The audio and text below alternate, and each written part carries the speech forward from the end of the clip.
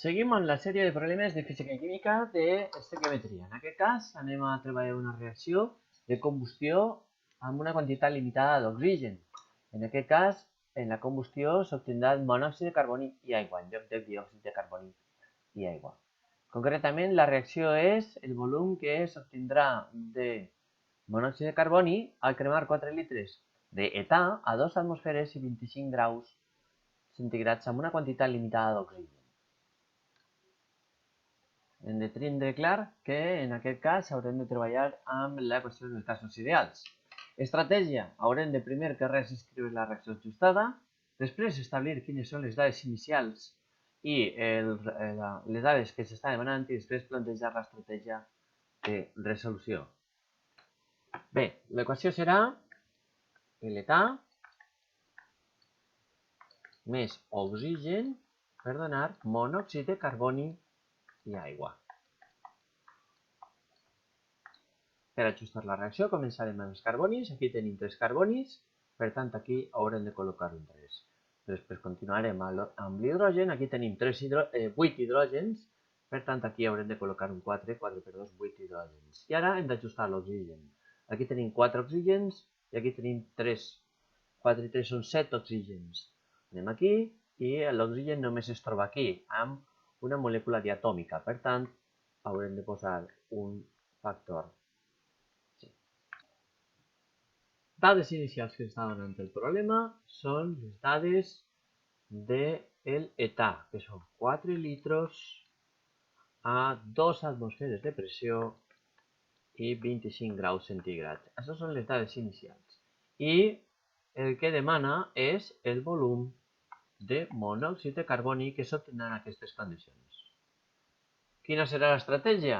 L'estratègia serà d'aquestes dades aquí, de volum, passar a mols del propà, de mols del propà a través dels factors estequiomètrics passar a mols del monòxid de carboni i del monòxid de carboni a través de l'equació dels gasos ideals calcularem el volum del monòxid de carboni. Per tant, recordant l'equació dels gasos ideals, pressió per volum igual a nRT. Aquí hem de calcular els mols del propà a partir d'aquestes dades. Per tant, el mols de propà serà igual a P per B partit per RT. És a dir, 2 atmosferes, 4 litres, partit 0,082, que és la constant dels gasos ideals, i multiplicat per la temperatura, que s'ha de passar a Kelvins, recordem. Ja això ens dona com a resultat 0,33 mols de propà.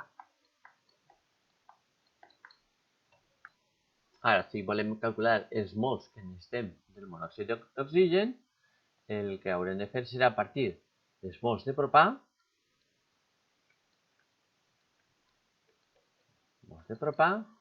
ara, a través dels coeficients estequiomètrics, serà un mol de propà equivalent a 3 mols de monòxid de carboni. Un mol de propà, 3 mols del monòxid de carboni. D'aquesta manera, obtindrem els mols de monòxid de carboni. Per tant, serà 0,33 per 1 a 3 és igual a 0,99 mols del monòxid de carboni. I una vegada tenim els mols de monòxid de carboni, el que hem de fer és tornar amb l'equació dels gasos ideals per calcular ara el volum. Recordem que per B és igual a nRT. Aquí el que volem és el volum del monòxid de carboni, que serà igual a mols de monòxid de carboni per R per T partit per la pressió. Substituïm les dades obtingudes abans i tindrem 0,99 mols per 0,082 per 298 partit per 2. I el volum de monòxid de carboni serà de 12,09 litres.